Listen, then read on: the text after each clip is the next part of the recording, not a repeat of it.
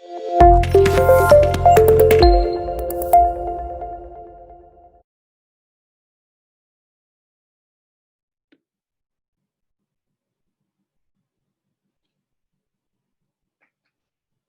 Principles and accounting assumptions में most important चीज, पूरी अकाउंटेंसी इसके अराउंड ही रिवॉल्व करती है। एक हमने करी थी अक्रूवल असम्पशन।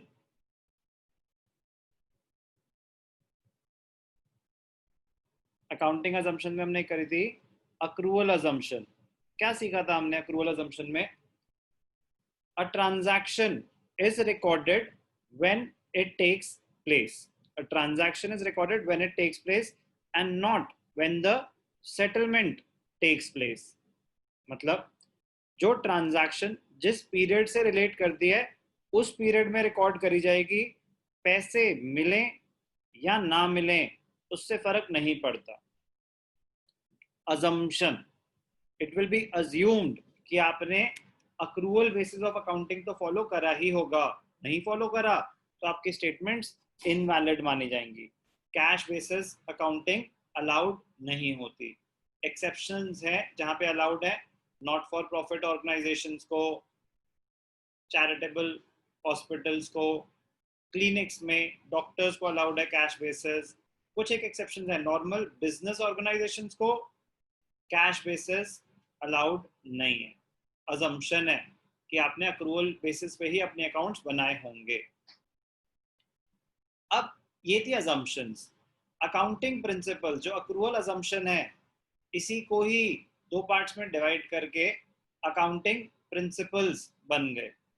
एक है रेवेन्यू रिकग्निशन और एक है मैचिंग कॉस्ट प्रिंसिपल। एक है रेवेन्यू रिकग्निशन, एक है matching cost. Revenue recognition applies only on revenue, incomes पे अप्लाई होता है। Example, sales, rent received, interest received, commission received, examples ऐसे अन्य, मतलब बट इनकम पे रेवेन्यू रिकग्निशन सिर्फ और सिर्फ रेवेन्यू पे अप्लाई होता है। Matching cost applies only on expenses।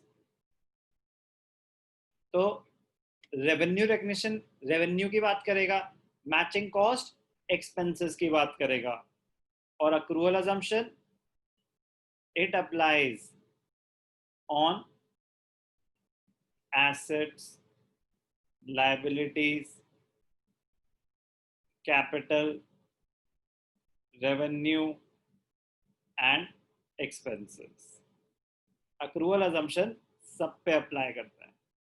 तो अगर केस स्टडी आए, क्वेश्चन आए और सिर्फ एक्सपेंसेस की बात कर रहा है कि मैंने अपने एम्प्लॉइज को 2 महीने की एक्स्ट्रा सैलरी दे दी एडवांस में, उनको जरूरत थी, तो वो करंट पीरियड का खर्चा मानना चाहिए कि नहीं मानना चाहिए? तो अगर स्पेसिफिक एक्सपेंस बेस्ड एग्जांपल है तो आपको बोलना चाहिए नहीं मानना चाहिए, it does not relate to the current period.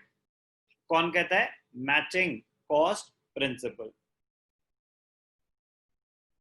ऐसे ही अगर एग्जांपल आए रेवेन्यू रिकग्निशन बेस्ड कि आपने सामान बेचा, पैसे नहीं मिले अभी, इनकम माननी चाहिए कि नहीं माननी चाहिए? तो मैं रेवेन्यू का एग्जांपल ले रहा हूं ना, तो आपको यूज करना चाहिए रेवेन्यू रिकग्निशन प्रिंसिपल।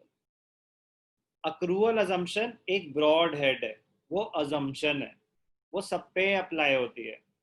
उसी से ही डिराइव हुए हैं ये दो accounting principles, revenue recognition principle और matching cost principal.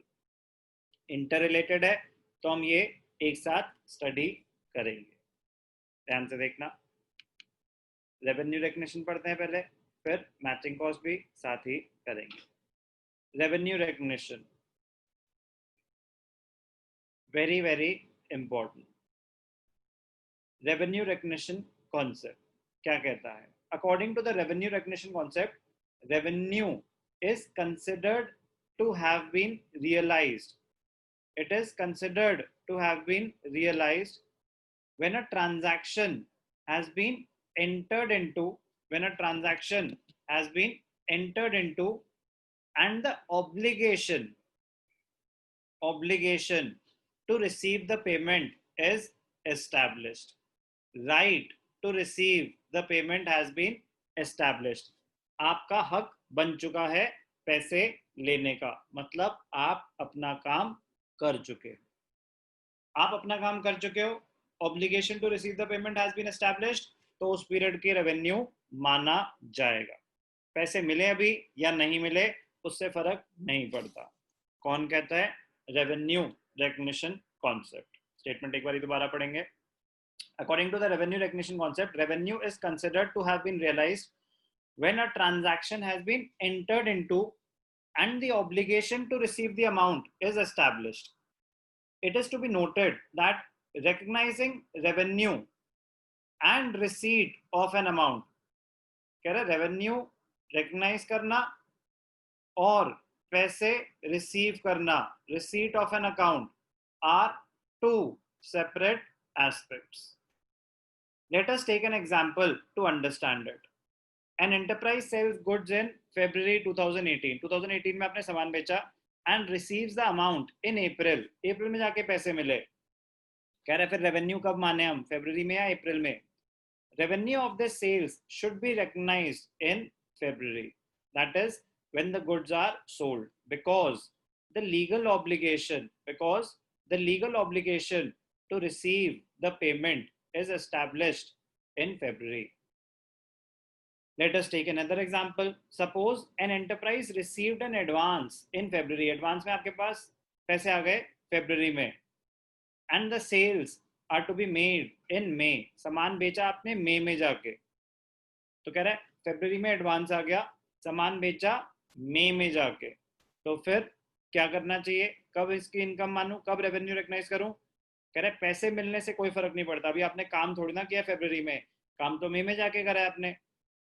Revenue shall be recognised in May 2018 upon sales having been made, because the legal obligation to receive the amount is established in May 2018. कह रहे legal obligation तो May 2018 में जाके establish हुई है ना, तो ये May 2018 में ही आपको रेवेन्यू मानना चाहिए. कौन सा कॉन्सेप्ट है ये? Revenue recognition concept. तो मैचिंग कॉस्ट प्रिंसिपल क्या कहता है? ध्यान से देखना. मैचिंग कॉस्ट प्रिंसिपल क्या कहता है? मैचिंग कॉस्ट मैंने बताया कि वो सिर्फ और सिर्फ एक्सपेंसेस पे अप्लाई होता है, रेवेन्यू इनकम पे अप्लाई होता है. अक्रूवल असम्पशन पूरे एसेट्स, लायबिलिटीज, एक्सपेंसेस, रेवेन्यू सब पे अप्लाई होता है. ध्यान से देखना, इंटरेस्टिंग है, ये भी बहुत ज़्यादा इंपॉर्टेंट है, इंटर रिलेटेड है ये, क्योंकि ओवरऑल अकाउंटिंग में तो आपको रेवेन्यू भी अप्लाई करना है, मैचिंग भी अप्लाई करना है, तब जाके पूरे प्रॉपर अकाउंट्स बनेंगे. An important objective of business is to determine profit periodically. It is necessary to match revenues of the period with the expenses of that period to determine correct profit or loss for the accounting period. क्या मतलब? An important objective of business is to determine profit periodically. कह रहे सबसे बड़ा objective तो ये होता है कि हमने इस साल प्रॉफिट कमाया, लॉस हुआ, वो करने के लिए it is necessary to match revenue of that period with the expenses of that period. कह रहा है अगर आपने करेक्ट प्रॉफिट और लॉस निकालना है तो उस पीरियड में कितना रेवेन्यू जनरेट हुआ है उसको मैच करना चाहिए उस पीरियड में कितना खर्चा हुआ है उस रेवेन्यू को जनरेट करने में. उस पीरियड का खर्चा चाहिए. पेमेंट हुई है कि नहीं हुई उससे फर्क नहीं पड़ता, उस पीरियड से रिलेट करता है क्या वो एक्सपेंस, तो वो मैच होगा उस रेवेन्यू से, तभी करेक्ट प्रॉफिट और लॉस आ पाएगा. Profit earned by the business during a period can be correctly measured only when the revenue earned during the period is matched. Only when the revenue earned during the period is matched with the expenditure incurred to earn that revenue. Profit earned by the business during a period can be correctly measured only when the revenue earned during the period is matched with the expenditure incurred to earn that revenue. Same बात, different language, कि उस period में जितना आपने revenue generate करा है, उस revenue को जनरेट करने में जितना भी आपका खर्चा हुआ है वो उस पीरियड का एक्सपेंस माना जाएगा और उसको मैच करेंगे रेवेन्यू से, तभी करेक्ट प्रॉफिट और लॉस पता चल सकता है. It is not relevant when the payment, कहता है it is not relevant when the payment was made or received. खर्चे की पेमेंट हुई है, मैंने अपने एम्प्लॉय से 2 महीने काम कराया, रेवेन्यू जनरेट हुआ, मैंने अभी उसको सैलरी नहीं दी है, कह रहे नहीं एक्सपेंस तो आपको दिखाना पड़ेगा आउटस्टैंडिंग करके, क्योंकि एक्सपेंस तो इनकर हुआ है, क्योंकि रेवेन्यू तो जनरेट हुआ है. Therefore, as this concept, adjustments are made for all the outstanding and prepaid expenses. अगर आपने किसी को एडवांस में पैसे दे दिए, मैंने अपने एम्प्लॉय को 12 महीने काम कराया और 14 मंथ्स के पैसे दे दिए, 2 महीने एक्स्ट्रा दे दिए, कुछ जरूरत थी, तो मैंने अगर 2 महीने की एक्स्ट्रा पेमेंट कर भी दी, 2 महीने की एक्स्ट्रा मैंने पेमेंट कर दी,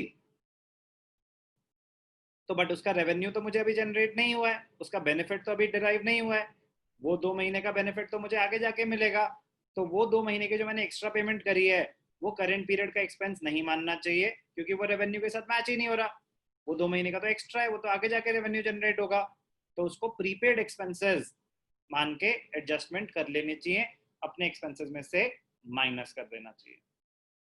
in brief, according to this concept, the expenses for an accounting period are matched against related revenues rather than cash received and cash paid.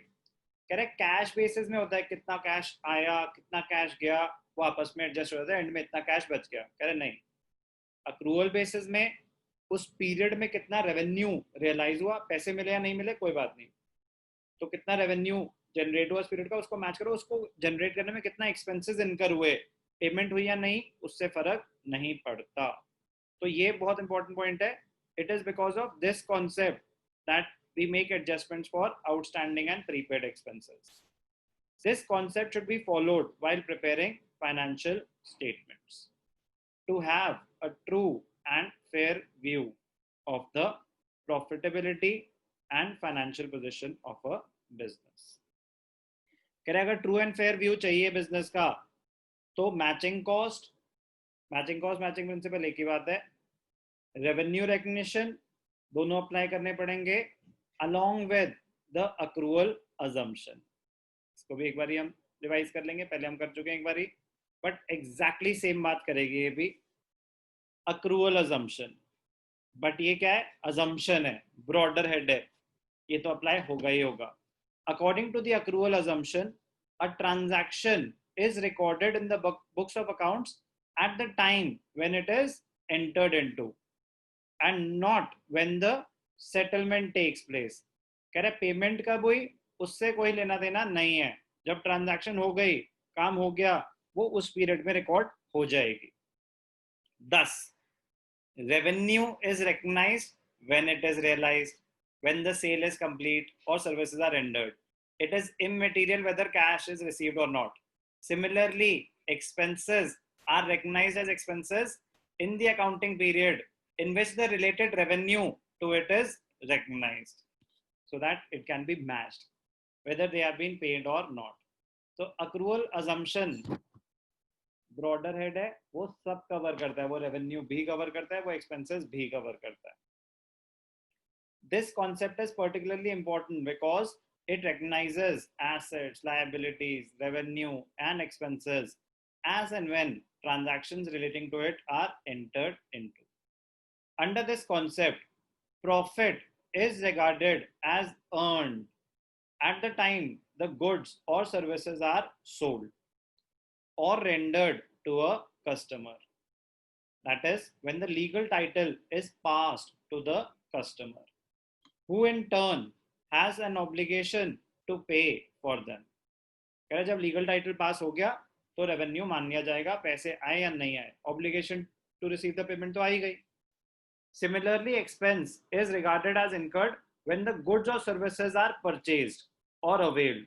आपने सर्विसेज अवेल कर ली, पैसे दिए या नहीं दिए उससे फर्क नहीं पड़ता, but obligation to pay for them is assume. कह रहा now you are obliged to pay, you have to make the payment. Services आप अवेल कर चुके हो, सामान आप खरीद चुके हो. तो अक्रूवल अजम्पशन दो पार्ट्स में स्प्लिट हुआ, रेवेन्यू रिकग्निशन कॉन्सेप्ट और matching concept. Matching concept applies only on expenses, revenue recognition applies only on revenue. Accrual assumption is a broader head. ध्यान से देखना.